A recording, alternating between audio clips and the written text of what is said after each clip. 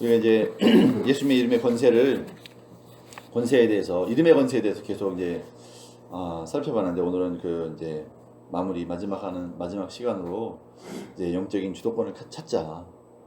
예수님의 이름을 사용하는 영적인 주도권을 찾자는 제목으로 말씀을 살펴보겠습니다.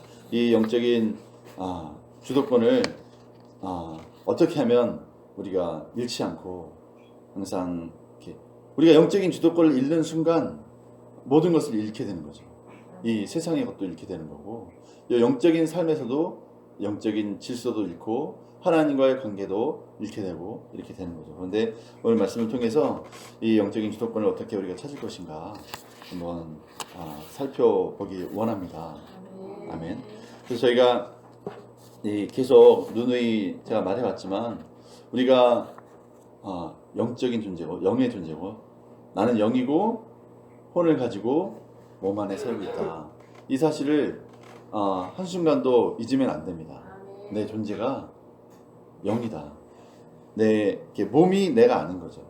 지난 수요일날도 한번 말씀드렸지만, 수요 예배도 말씀드렸지만, 내가 영이고 혼을 가지고 있고 또 몸 안에 살고 있다는 사실을 정말 분명하게 내가 인식을 하고 있다면, 내가 몸이 아프면 내가 아프다 이렇게 말하지 않아요.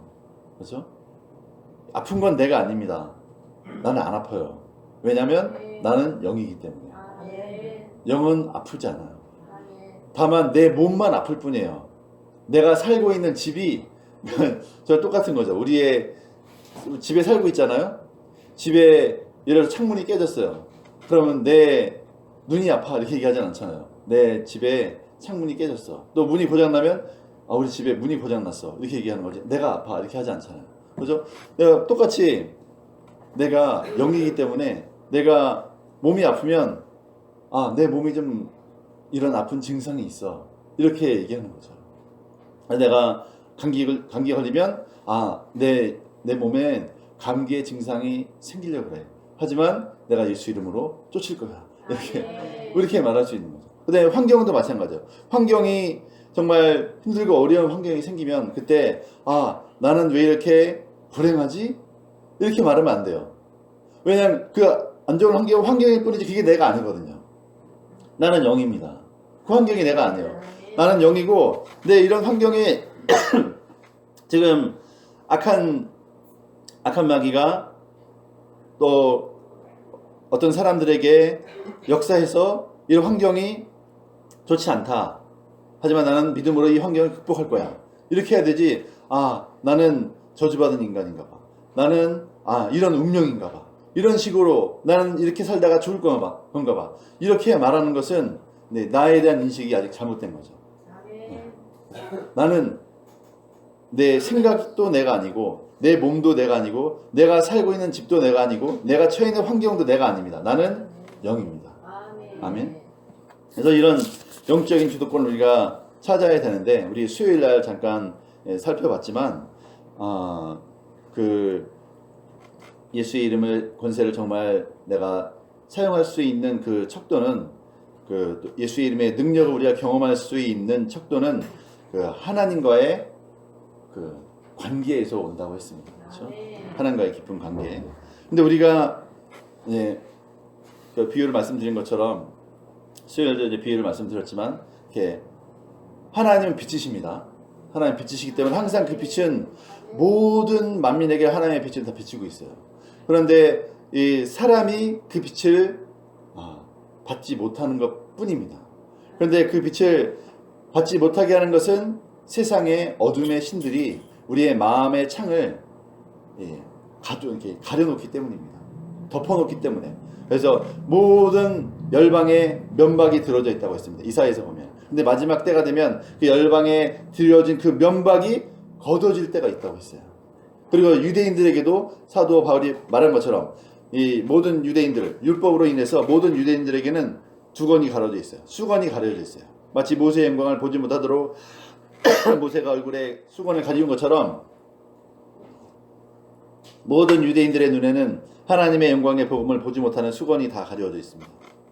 그러니까 모든 열방에는 이 면박이 가려져 있고 유대인들에게도 영광의 복음을 보지 못하는 수건이 가려져 있기 때문에 그 고린도후서 4장에 보면 예수 그리스도 얼굴에 있는 하나님의 영광을 아는 빛을 이 어둠의 세상의 어둠에 이 세상의 신이 가리고 있다고 했습니다.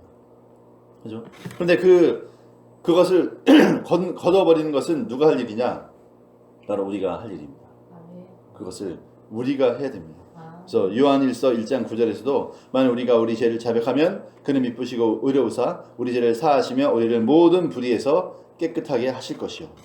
아멘. 모든 그 어둠의 요소들을 우리가 주님 앞에 고백하기만 하면 주님은 우리의 가리워진 모든 그 수건들, 면박들 다 거두어 주십니다.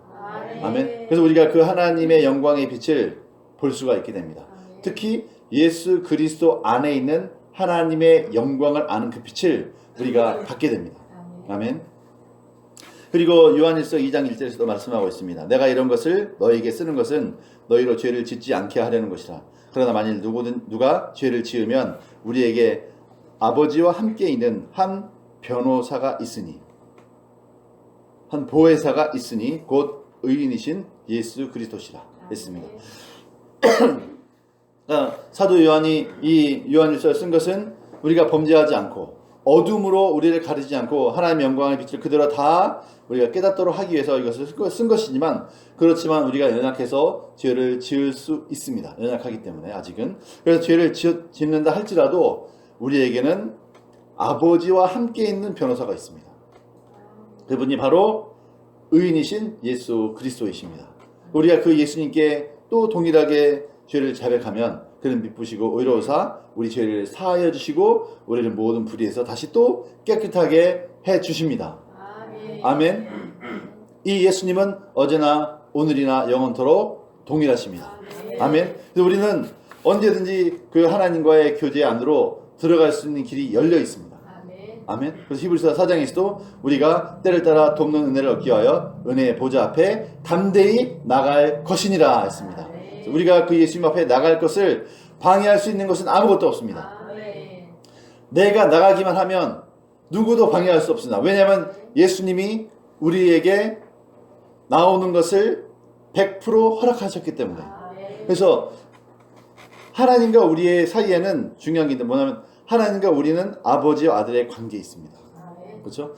이 아버지와 아들의 관계를 깨트릴 수 있는 것은 아무것도 없어요.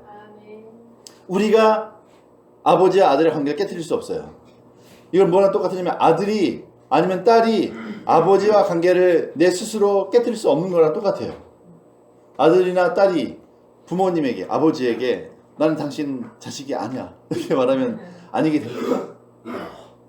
아무리 말을 해도, 아무리 그래도, 자식이 아무리 당신은 내 아버지가 아니야 아무리 말해도 이 진리는 변할 수가 없는 거예요. 아무도 아버지와 아들의 관계를 깰 수 없습니다. 그런데 아버지는 아들과 딸의 관계를 깰 수가 있어요. 그렇죠? 아버지가 호적에서 파버리면 끝나는 겁니다. 그죠? 아버지와 우리의 관계는 우리가 변개할 수가 없습니다. 오직 하나님만 하실 수 있어요. 근데 하나님은 우리와 하나님의 아버지와 아들, 자녀의 관계를 깨트릴 생각이 전혀 없으십니다. 그죠? 전혀 없어요. 우리는 그 관계를 깰 수 없습니다. 그런데 문제가 뭐냐? 하나님과 우리의 교제는 우리가 깨트릴 수 있어요. 아버지와 자녀의 관계는 우리가 깰 수 없지만 하나님과 우리의 교제는 우리가 깨트릴 수가 있습니다. 그렇죠? 똑같아요. 부모와 자식의 관계를, 자식이 그 관계를 깰 수는 없지만 자식이 부모와 교제는 안 할 수가 있어요. 집을 나가고 부모님 얼굴 안 볼 수가 있습니다. 관계는 어떻게 할 수 없지만 완전히 남남인 것처럼 살 수는 있어요. 그죠? 하지만 자녀가 다시 돌아가면 다시 교제할 수는 있습니다. 왜냐하면 부모는 자식에게 언제든지 열려있기 때문에. 그렇죠? 그래서 우리가 정말 그 교제 안으로 들어가야 됩니다. 그 교제 안에 들어가서 이제 이 영적인 주도권을 우리가 잡아야 됩니다. 아멘. 근데 그 영적인 주도권은 아까 말씀드린 것처럼 내가 영이고 혼을 가지고 몸 안에 살고 있다는 사실을 매 순간 인식할 때 이걸 유지할 수가 있습니다. 그래서 한번 오늘 본문 말씀에서 한번 보겠습니다. 6절, 7절 6절부터 8절을 같이 한번 읽어보겠습니다. 시작. 그러나 우리가 온전한 자들 중에서는 지혜를 말하노니 이는 세상의 지혜가 아니요 이 세상에서 없어질 통치자들의 지혜도 아니요 오직 은밀한 가운데 있는 하나님의 지혜를 말하는 것으로서 곧 감추어졌던 것인데 하나님이 우리의 영광을 위하여 만세전에 미리 정하신 것이라. 이 지혜는 이 세대의 통치자들이 한 사람도 알지 못하였나니 만일 알았더라면 영광의 주를 십자가에 못 박지 아니하였으리라. 아멘. 네. 먼저는 이 영적인 지혜가 있어야 된다는 거죠. 영적인 지혜. 그런데 이 영적인 지혜는 세상에 똑똑한 사람들이 세상의 지혜로 결코 깨달을 수 없다는 겁니다.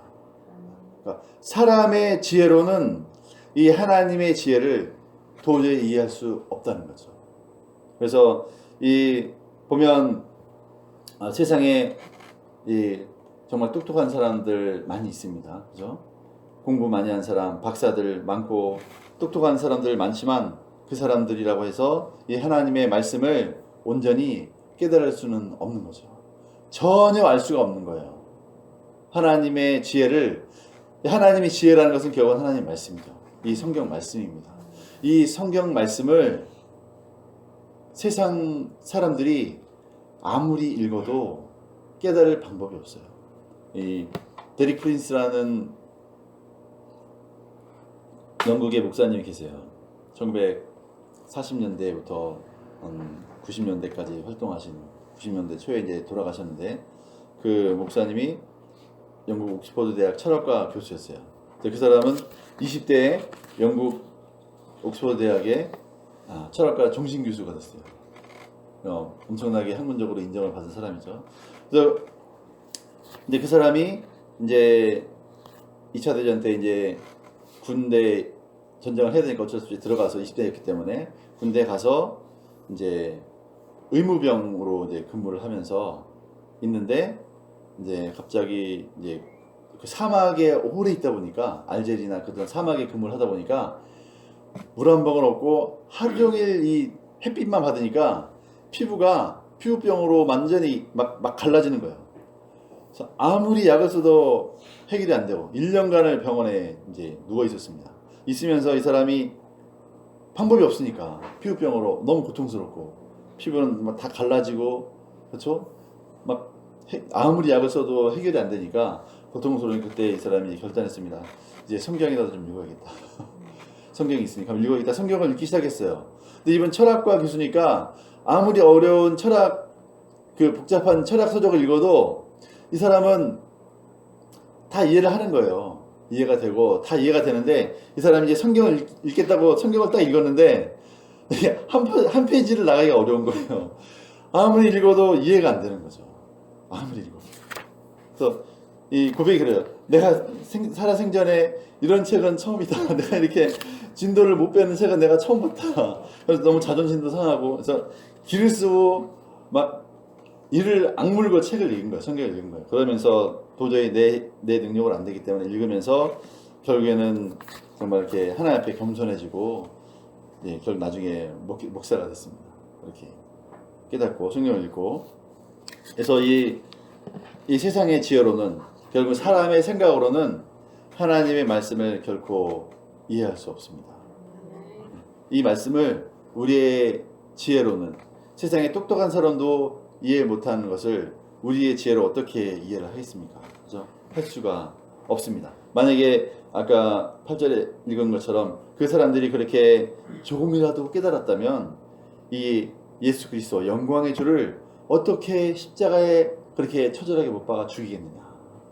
어떻게 하나님의 아들을 십자가에 가장 지금 극악무도한 범죄자에게 처하는 십자가형을 어떻게 아무 죄 없는 하나님의 아들 예수님에게 그 십자가형을 언도할 수 있겠느냐 이렇게 말씀하고 싶습니다. 이거는 어떤 것을 상징하냐면 세상의 지혜가 정말 0.01%도 하나님의 말씀에 대해서, 영적인 진리에 대해서 깨달을 수 없다는 것을 증명해 주는 거죠. 네. 그래서 왜 그러면 이런 일이 생겼느냐? 9절 말씀을 읽어보겠습니다. 시작. 기록된 바 하나님이 자기를 사랑하는 자들을 위하여 예비하신 모든 것은 눈으로 보지 못하고 귀로 듣지 못하고 사람의 마음으로 생각하지도 못하였다 함과 같으니라. 왜 이런 일이 생겼냐면 하나님이 자기를 사랑하는 자들에게만 이 하나님의 말씀을 깨달을 수 있도록 숨겨놓으셨다. 네. 성경 말씀은 하나님이 감춰놨습니다.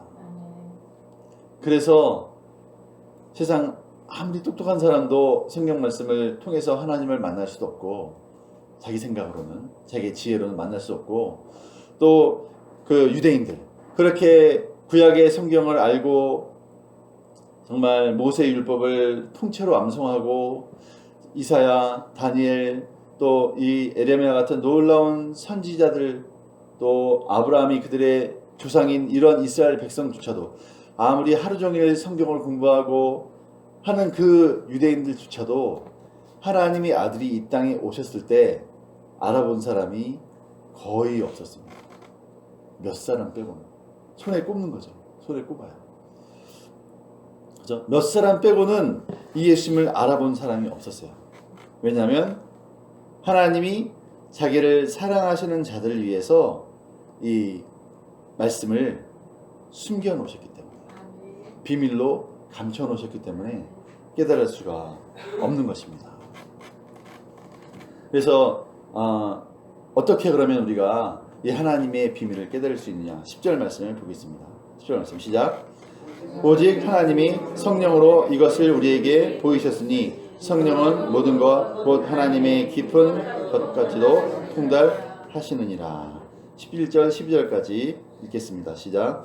사람의 일을 사람의 속에 있는 영 외에 누가 알리요? 이와 같이 하나님의 일도 하나님의 영 외에는 아무도 알지 못하느니라. 우리가 세상의 영을 받지 아니하고 오직 하나님으로부터 온 영을 받았으니 이는 우리로 하여금 하나님께서 우리에게 은혜로 주신 것들을 알게 하려 하심이라 했습니다. 네. 그래서 오직 하나님이 우리에게 주신 성령을 통하지 않고는, 그 영을 통하지 않고는 하나님이 우리에게 준 것을 깨달을 방법이 없다고 했습니다. 자, 하나님이 우리에게 성령을 주신 것은, 우리의 영을 다시 새로운 피조물로 우리의 영을 살리신 것은, 우리가 하나님이 우리에게 주신 것을 이 하나님의 말씀을 통해서 깨닫게 하시기 위해서 우리에게 성령을 주셨다고 했습니다. 그래서 오늘 이 말씀이 영적인 주도권을 찾자, 이렇게 주제를 잡았는데, 바로 우리가 언제 영적인 주도권을 찾을 수 있냐면 하나님의 말씀을 예리하게 날카롭게 분별하고 깨달을 때만 영적인 이 주도권을 찾을 수가 있습니다. 아멘. 성령을 통해서 하나님의 말씀을 예리하게 정말 확실하게 깨달을 때에만 영적인 분별력을 갖게 되고, 이 영적인 분별력을 가지게 될 때 영적인 주도권을 우리가 놓치지 않게 됩니다. 아멘. 그래서 아까 13절 읽었지만 우리가 이것을 말하거니와 13절 말씀 같이 읽겠습니다. 시작. 우리가 이것을 말하거니와 사람의 지혜가 가르친 말로 아니하고 오직 성령께서 가르치신 것으로 하니 영적인 일은 영적인 것으로 분별하느니라. 네. 하나님의 말씀은 육체적인가요? 아닙니다. 하나님의 말씀이 철학서적인가요? 아니죠. 하나님의 말씀이 우리 운동하는 스트레칭하는 매뉴얼인가요? 아니죠. 하나님의 말씀은 우리의 영에게 주는 하나님의 양식입니다. 그렇죠? 예수님은 그래서 마태복음 4장에서도 사람이 떡으로만 살 것이 아니요 하나님의 입에서 나오는 모든 말씀으로 살 것이니라, 이렇게 말씀했습니다. 그러니까 이게 예수님이 말씀하실 때 말씀을 먹고 사는 존재다, 그것은 우리가 어떤 존재라는 것을 말씀하시는 겁니까? 영적인 존재다. 우리 육체가 하나 말씀 먹습니까? 우린 육체는 떡을 먹는 거죠. 밥을 먹고 반찬을 먹고, 그렇죠? 맛있는 밥 메뉴를 먹을 때 얼마나 기분 좋습니까? 그렇죠? 그래서 사람들이 맛집을 찾아다니잖아요. 그렇죠? 그래서 막 먹을 것을 먹으러 해외여행도 가잖아요. 대만에 많은 사람들이 대만에 가서 길거리 음식 맛집 먹으러 대만 가고 일본 가고, 그죠? 먹으러 전 세계를 돌아다니는 사람 많습니다. 그래서 유튜버 중에 전 세계를 돌아다니면서 맛있는 먹거리를 소개하는 사람도 정말 유명한 유튜버가 돼서 막 먹으러 돌아다니면서 돈 벌잖아요. 그렇죠? 그런 사람도 있잖아요. 근데 하나님의 말씀은 우리의 영이 먹는 양식입니다. 그래서 이 14절 말씀 같이 읽어보겠습니다. 14절 시작. 육에 속한 사람은 하나님의 성령의 일들을 받지 아니하나니 이는 그것들이 그에게는 어리석게 보임이요 또 그는 그것들을 알 수도 없나니 그러한 일은 영적으로 분별되기 때문이라. 아멘. 네. 그런데 문제는 육에 속한 사람. 육에 속한 사람이라고 했습니다. 육에 속한 사람은 하나님의 성령의 일들을 받지 않는다 그랬습니다. 그러니까 육에 속한 사람은 그 안에 성령이 안 계시는 거예요. 그래서 성령께서 가르쳐 주시는 가르침에 대해서 받아들이지 않는 거죠. 왜냐하면 육에 이 거듭나지 않은 이 사람들은 이 영적인 것을 보면 어리석게 보이는 거예요. 왜냐하면 이해가 되지 않기 때문에. 왜냐하면 육신적으로 이해가 되지 않기 때문에. 왜냐하면 14절 후반절에 나온 것처럼 그는 그것들을 알 수도 없나니 그러한 일은 영적으로 분별되기 때문이라. 그래서 오직 내가 영이란 존재를 알고 실제로 내 안에 하나님의 성령이 와 계신 사람들만 그 영적인 분별력이 생겨서 하나님의 말씀이 맞구나. 하나님의 말씀이 진리구나. 이 세상의 철학이나 세상의 원리보다 하나님의 말씀이 더 근본적이고 더 정확하구나. 이것을 성령을 받은 사람만 깨달을 수 있습니다. 그리고 이 하나님의 말씀이 이 세상의 법칙보다 더 높은 가치구나. 그리고 더 강력한 법이구나. 이것을 깨달을 때 이 말씀을 우리가 먹을 수가 있는 거죠. 그렇죠? 세상에도 법이 있잖아요. 법령이 있고 헌법이 있습니다. 그래서 법령보다 헌법이 더 높은 위치에 있잖아요.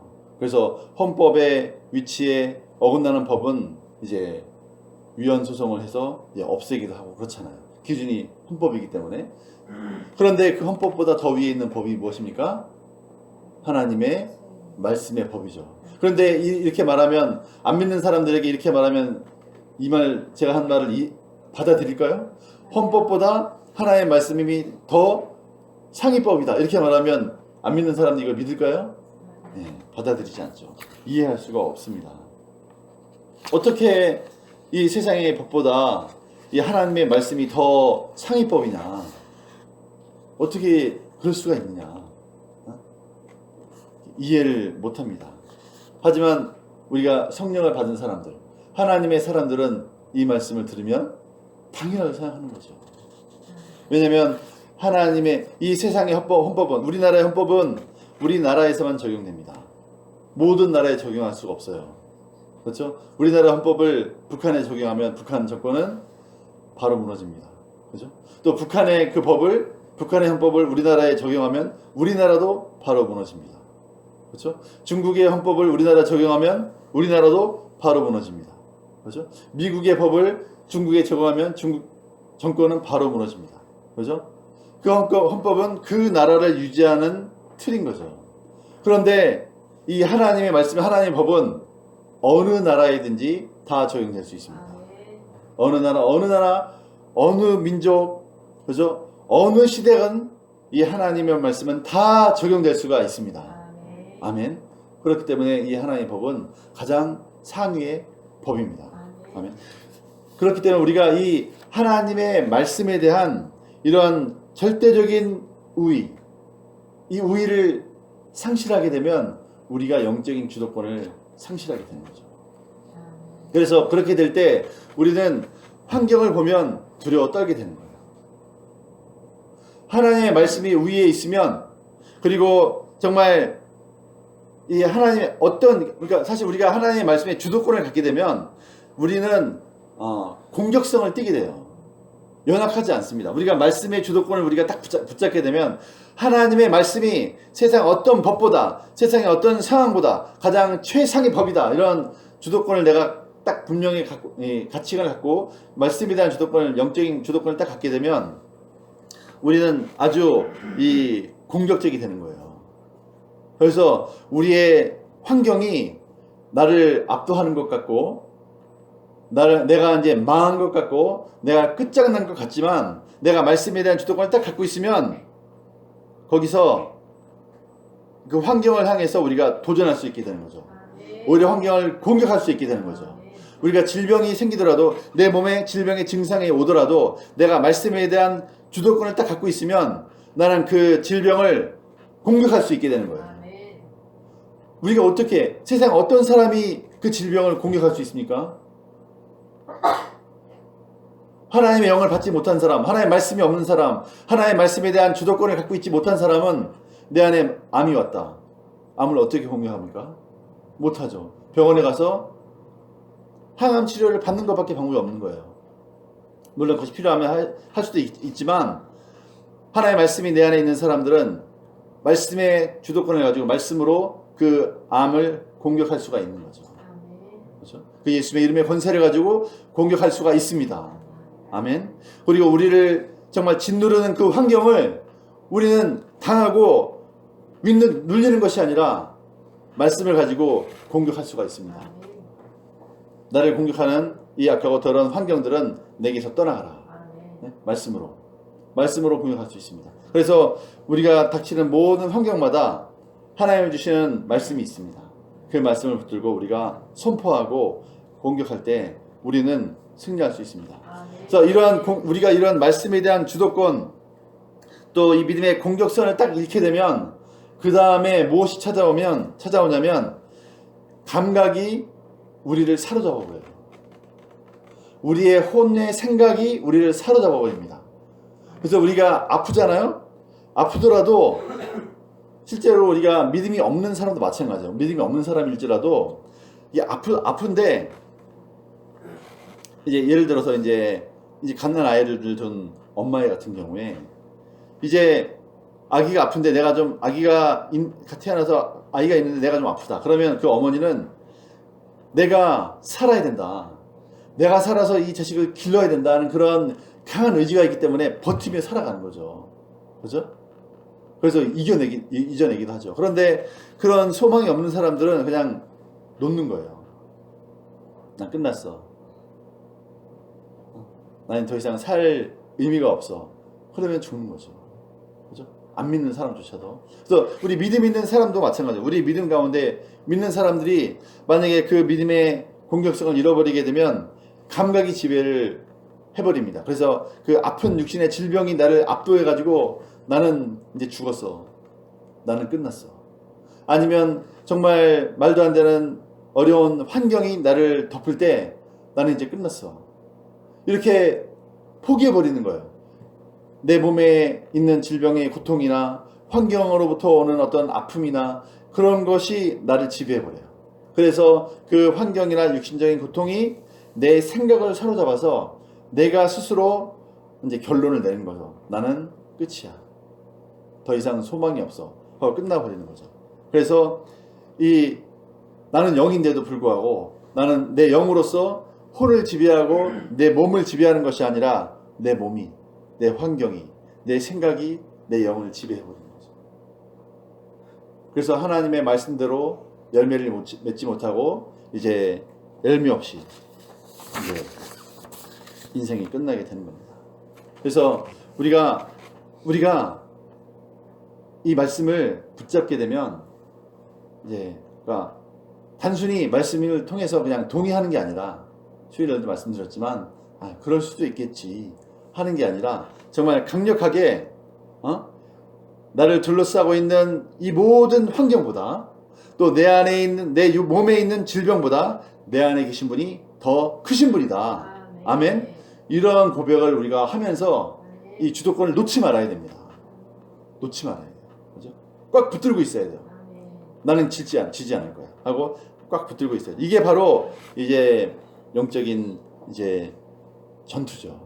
주도권을 잃으면 안 되는 거죠. 근데 이 영적인 주도권을 아까 읽었던 14절에 육에 속한 사람, 거듭난 적이 없는 사람, 내 안에 하나님의 성령이 없는 사람은 영적인 주도권을 가질 방법이 없습니다. 방법이 없어요. 그래서 이 세상에 이것이 없는 사람들은 자기가 열심히 노력해서 돈을 벌거나 또 정치 권력을 얻거나 세력을 얻지만 만약에 그것이 한번 무너지면 많은 사람들이 이 감당을 못하기 때문에 자살을 만나죠. 못하는 거예요. 감당이 안 돼요. 왜냐하면 내 안에 성령이 없기 때문에 할 수가 없습니다.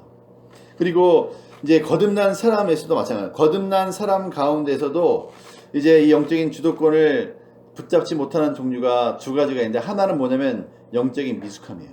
아주 영적으로 성숙하지 못한 것이고, 또 하나는 영적으로 질병에 걸렸을 때입니다. 영적인 병에 걸렸을 때예요. 그래서 우리 고린도서 3장 1절도 한번 읽어보겠습니다. 3장 1절 시작. 형제들아, 내가 신령한 자들을 대함과 같이 너에게 말할 수 없어서 육신에 속한 자 곧 그리스도 안에서 어린아이들을 대함과 같이 말하노라. 2절 시작. 내가 너희를 젖으로 먹이고 밥으로 아니하였노니 이는 너희가 감당하지 못하였음이거니와 지금도 못하리라 했습니다. 그러니까 육신에 속한 자, 이게 뭐냐면 거듭난 영을 가지고 있지만 아직 그 육신에게, 몸에게 지배를 당하고 있는 자라는 뜻입니다. 근데 이 몸에게 지배를 당한 자라는 것이 어떤 의미냐면 3장 2절에 나온 것처럼 내가 너희를 젖으로 먹이고 밥으로 아니하였노니 그랬는데, 이 젖과 밥은 영적인 하나님의 말씀을 말하는 거죠. 그러니까 하나님의 말씀 중에서도 젖의 말씀이 있고 밥의 말씀이 있어요. 세상에도 갓난아이가 먹는 그 젖이 있고 이유식이 있고 밥이 있는 것처럼 영적인 양식에도 젖이 있고 이유식이 있고 밥이 있습니다. 그런데 우리가 영적으로 성숙하려면 이 젖의 양식에서 더 나가서 이제 밥의 양식으로 먹는 것을 바꿔야 돼요. 자꾸 바꿔야 됩니다. 그래서 예를 들어서 이 밥의 양식은 뭐가 있을까요? 젖의 양식은 주로 어떤 말씀이냐면 하나님은 너를 사랑하신단다. 간단하게 이게 까꿍까꿍 하면서 어르고 사랑하고, 아무리 잘못해도 하나님 너를 사랑하셔. 이게 바로 이제 젖에 해당하는 말씀이고, 또 하나의 말씀은 이제 밥에 해당하는 말씀은 먼저 그의 나라 의를 구하라. 이런 것들은 약간 이유식에 해당하는 말씀이에요. 먼저 그의 나라 의를 구하라. 그 다음에 이 모든 것을 너에게 더하시리라. 이런 거 이유식입니다. 저 때는 단계의 말씀이고, 그 다음에 더 나가서 이제 밥의 양식은 뭐가 있을까요? 내가 죽도록 충성하라. 그죠? 아무든지 나를 따라오려거든 자기를 부인하고 자기 십자가를 지고 나를 따를 것이니라. 이런 말씀. 근데 우리가 이런 말씀으로 자꾸 나가야 되는데, 사도 바울이 이 말씀 고린도전서 통해서 이 고린도 교인에게 내가 너희한테 아직은 밥을 먹여본 적이 없다. 내가 젖만 먹였고 이유식 조금 먹이려다 말았다. 이게 말씀하고 있는 거예요. 하나님 너를 사랑하신단다. 그 정도로. 우리가 이 영적인 미숙함이죠, 이건. 그 영적인 미숙함 가운데 있을 때에는 주도권을 못 잡는 거예요. 어린아이가 주도권을 잡는 거 봤습니까? 집에서 어린아이가 주도권을 잡나요? 부모가 진짜 봐주는 거죠. 부모가 전적으로 그 미숙한 아이가 있으면 부모는 아무것도 못해요. 그냥 그 애 돌보느라고 아무것도 못합니다. 자기가 못하면 하다못해 유모라도 데려와야 되고 아니면 유아원이라도 맡겨야 돼요. 누군가가 돌봐야 돼요. 그러니까 얼마나 많은 돈을 갖다 다 쏟아붓습니까? 그죠? 그러니까 우리가 영적으로 이렇게 미숙하면 영적인 주도권을 잡을 수가 없어요. 항상 갓난아이로 있게 되는 거예요. 항상 그래서 환경에 지는 거예요. 그래서 우리가 영적인 미숙함에서 벗어나려면 우리가 하나님의 말씀을 왕성하게 먹어야 됩니다. 아멘. 우리가 그 베드로전서 2장 말씀 한번 볼까요? 베드로전서 2장 1절부터 3절 같이 읽겠습니다. 시작. 그러므로 모든 악독과 모든 기만과 외식과 시기와 모든 비방하는 말을 버리고 갓난 아이들 같이 순전하고 신령한 젖을 사모하라. 이는 그로 말미암아 너희로 구원에 이르도록 자라게 하려 함이라. 너희가 주의 인자하심을 맛보았으면 그리하라. 우리가 이제 내가 아직 영적으로 어리다면 우리가 할 일은 일단은 젖을 많이 먹어야 돼요. 네. 일단은 젖을 먹어야 이유식으로 넘어갈 수가 있습니다. 그러니까 우리는 이제 여기서 사모하라 그랬어요. 사모하라 그랬는데 이 사모하가 원래 이 단어의 뜻이 이제 영어로는 desire로 됐어요. desire, craving. 이게 뭐야? 정말 갈망하라는 거예요. 하나님의 말씀을 갈망해서 그 갓난아이가 젖 먹을 때 진짜 필사적으로 먹지 않습니까? 이 땀 뻘뻘 나잖아요. 그렇죠? 땀 뻘뻘 나면서 젖을 먹죠. 그래서 젖을 안 먹이면 막 젖 달라고 얼마나 웁니까? 응애 하면서 젖 달라고 엄청 울어요. 막 자다가 그러면 엄마는 할 수 없이 일어나서 내 젖을 못 먹이면 하다못해 분이라도 터서 먹여야 되죠. 그래야 애가 자죠. 이 젖을 먹이기 전까지는 애가 안 잡니다. 울음을 안 그쳐요. 그래서 이런 영적인 정말 이런 갈망함을 가지고 먹을 때 이제 이유식으로 넘어가고 그 다음에 밥으로 넘어가는 거예요. 그래서 이러한 이제 단계를 거쳐야 되고 또 이제 또 하나 문제는 우리가 이렇게 해서 영적으로 성장했다 할지라도 우리가 영적인 질병에 빠질 때가 있어요. 네. 결국은 뭐 죄를 범하는 거죠. 하나님이 싫어하시는 일을 하는 거예요. 하나님이 싫어하시는 생각을 하고 하나님이 싫어하시는 결정을 내리고 하나님이 싫어하시는 죄를 범하는 거죠. 그렇게 되면 우리가 영적인 질병에 걸리게 됩니다. 그죠? 그렇게 되면 이제 우리 생각, 혼이죠. 혼에서는 이런 질병과 두려움에 대해서 막 이 두려움이 자라나고 이 골마 터지는 거죠. 내 안에서 골마 터지고 질병이기 때문에 영적인 질병이 오게 되면 이 생각에도 문제가 생기고 육체에도 질병이 생깁니다. 그래서 정말 위험한 상태에 빠지죠. 우리가 감기 기운이 와도 당장 우리가 병원에 가잖아요. 그렇죠? 우리가 이 몸에는 증상이 오는 것을 정말 빨리빨리 캐치해요. 그래서 막 뭐 어디가 증상이 안 좋고 뭐 감기 기운이 온다, 독감 증상이 온다 그러면 바로 병원에 달려가서 처방을 받잖아요. 약을 먹잖아요. 그것처럼 우리가 영적인 질병에 대해서도 초기에 우리가 빨리 진단을 해서 빨리 해결책을 찾아야 돼요. 그렇죠? 빨리 해결책을 찾고 돌이켜야 됩니다. 그래서 우리가 이 영적인 질병을 해결할 때 찾아갈 의사가 누굽니까? 예수님이죠. 그렇죠? 의인을 부르러 것이 아니요 죄인을 부르러 왔노라. 예수님이 말씀하셨잖아요. 예수님은 지금 재림하시기 전까지 예수님이 이 땅에 사역하실 때부터 재림하시기 전까지 예수님이 항상 계속 죄인을 부르십니다. 죄인을 부르세요. 그래서 영적인 질병에 빠진 자들 고치기 원하십니다. 네? 그래서 영적인 이제 주도권을 다시 되찾기 원하시는 거예요. 그렇게 영적인 주도권을 되찾을 때 그때 우리가 이제 예수의 이름을 사용하고 할 수 있습니다. 그러니까 이렇게 영적인 주도권을 우리가 되찾을 때 우리가 이게 따로 내가 믿음을 가져야지 할 필요가 없는 거예요. 그때는 그냥 자연스럽게 하나님의 말씀이 선포가 되고 말씀대로 내 삶이 이루어지는 겁니다. 그래서 사도행전들 보면 알겠지만 특히 이제 그 베드로와 요한이 그 성전 미문에서 날 때부터 안전뱅이 된 자를 이렇게 세울 때 언제 주님 저에게 믿음을 주세요 기도했습니까? 기도 안 했죠. 기도 안 했어요. 그리고 내게 믿음을 주십시오. 고쳐주세요. 이렇게 한 적이 없어요. 베드로와 요한은 그냥 얘기했습니다. 금과 은은 내게 없는데 우리를 똑바로 봐라. 우리를 봐라.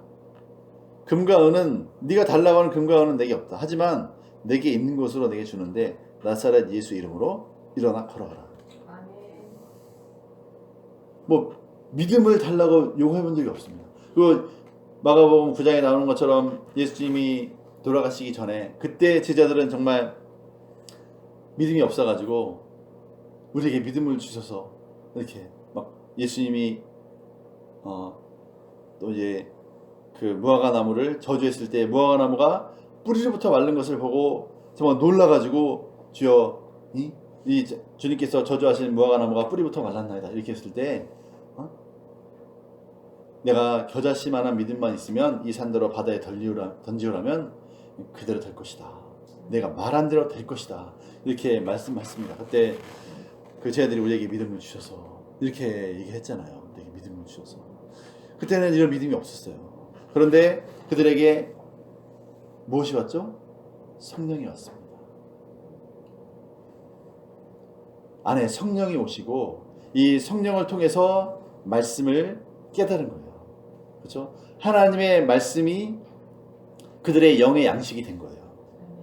성령이 그들에게 임하고 하나님의 말씀이 그들에게 생명의 양식이 됐을 때, 그리고 그 양식이 저지되고 또 이유식이 되고 밥이 되고 이렇게 해서 그들이 영적으로 장성했을 때는, 성장했을 때는, 그렇죠? 이 나을 때부터 안전뱅이 된 자를 보고도 예수 이름으로 일어나 걸으라, 이렇게 담대하게 말할 수 있게 되는 거죠. 아멘. 그래서 우리가 이러한 이제 하나님의 말씀에 대한, 우리 안에 계신 성령을 통해서 하나님의 말씀에 대한 분명한 확신을 더 듣게 될 때, 그래서 베드로가 예수님이 부활하시고 나고 성령을 받고 난 다음에 이 자기 12 제자 중에 하나인 가룟 유다가 예수님을 판 것, 그 사건조차도 그 상처잖아요. 그죠? 정말 예수님이 가장 사랑하는 12 제자 중에 한 명이 예수님을 배반하고 예수님을 팔아서 예수님이 십자가를 못 박아 돌아가셨어요. 그리고 완전히 뿔뿔이 다 흩어졌습니다. 그럼 어떻게 이게 회복이 됩니까? 그럼에도 불구하고 성령을 받고, 이것이 성령께서 구약 성경에 하신 말씀이구나. 그죠? 내 동료 중에 하나가 나를 배반할 것이다 하는 시편의 약속이 이 말씀이 이루어진 것 뿐이구나. 그거를 깨달았을 때 다시 또 이제 제비를 뽑아서 그 자리를 대신하게 하소서. 그 시편의 그 말씀이 다시 제비를 뽑아서, 마띠아를 뽑아서 제자를 세우라는 뜻이구나. 그렇게 깨닫고 하나님의 말씀으로 모든 것이 회복이 다 돼버렸습니다. 그러니까 하나님의 말씀이 모든 상처를 다 치유해버린 거예요. 그들에게 있는 모든 도저히 해결될 수 없을 것 같은 그런 조직 안에 있는 그런 고통, 분열, 그죠? 절망감, 패배감. 그 베드로 자신도 어때요? 예수님을 3번이나 부인했잖아요. 예수님이 내가 3번 다굴기 전에 3번 나를 부인하리라. 그 3번이나 예수님을 부인하고 났을 때, 그것도 정말 어린 소녀가 너도 예수님과 함께 있었지, 그 말에 정말 내가 그 예수님과 함께 있었으면 하고 그 예수님의 이름을 가지고 저주를 했다고 했습니다. 그죠? 그리고 3번 하자마자 닭이 울고 베드로가 통곡을 했다고 했습니다. 근데 그 베드로가 도저히 회복될 수 없을 것 같은 그 베드로도 예수님을 통해서, 말씀을 통해서 온전히 회복이 돼서 그 제자들의 리더로 이 사명을 감당하고 유대인의 사도로, 그죠? 하나님께 쓰임 받았습니다. 이런 회복이 어떻게 왔냐면 성령을 통해서 하나님의 말씀을 확실하게 깨달았을 때 그때 이런 회복이 온 거죠. 그러니까 이 원리는 영적인 원리는 똑같은 거예요. 우리 모두가 이 하나님의 말씀이 내게 확실하게 깨달아지고 내 인생에 이 하나님의 말씀이 그대로 적용된다는 것을 내가 깨달으면 그때 이 하나님의 말씀의 주도권을 우리가 되찾게 되는 거고, 그러면 그 말씀의 주도권을 되찾으면 어떤 환경이나 어떤 어려움이 와도 우리는 결코 지지 않고 그 환경을 정복할 수가 있습니다. 아멘. 우리가 이걸 놓치면 안 돼요. 그러니까 우리는 정말 목숨을 걸고 하나님의 말씀을 붙들고 말씀을 통한 주도권을 상실하면 안 되는 거죠. 사단은 항상 우리가 이 말씀을 우리가 붙잡지 못하도록 말씀을 놓도록 만들어요. 그래서 항상 자각하면 너까지 깨. 너처럼 이렇게 연약하고 죄를 잘 짓는 게 무슨 하나님의 말씀을 붙잡는다 그러냐. 그래서 좌절하게 만드는 거죠. 그런데 우리가 영적인 주도권을 회복할 수 있는 유일한 길은 하나님의 말씀을 붙잡는 겁니다. 그래서 예수님도 요한복음 8장에서 내 말에 관한 자는 참 내 제자가 되고 진리를 알지니 진리가 너희를 자유케 하리라. 어떤 자가요? 내 말에 거하는 자. 그죠? 말씀을 붙잡는 자. 그죠? 너희가 내 말에 거하면 이라는 말이 그 영어 성경에 뭐라고 되어 있냐면 if you hold to my teaching. 네가 붙잡으면이에요. 붙잡으면. 네가 내 말에 거하면 이 말 뜻이 네가 내가 가르친 말을 네가 붙잡으면 내 제자가 될 것이다. 그래서 그 말씀을 붙잡고 그 말씀을 행하면 넌 내 제자가 될 것이고 진리를 알게 되고 진리가 너희를 자유하게 할 것이다. 이렇게 말씀하셨습니다. 그래서 여기가 우리가 믿는다, 믿음을 주세요 할 필요가 없어요. 영적인 주도권은 하나님의 말씀을 내가 붙잡는 것입니다. 그러면 믿음은 자연스럽게 생깁니다. 그 말씀이 우리에게 믿음을 주는 거예요. 내가 말씀도 없는데 믿게 해주세요. 믿게 해주시면 헛소리 듣게 되는 거죠. 헛것을 믿게 되는 거죠. 그래서 이 영적인 주도권을 붙잡고 이제 예수의 이름으로 승리하시는 저와 여러분 될 수 있기를 주의 이름으로 축원합니다.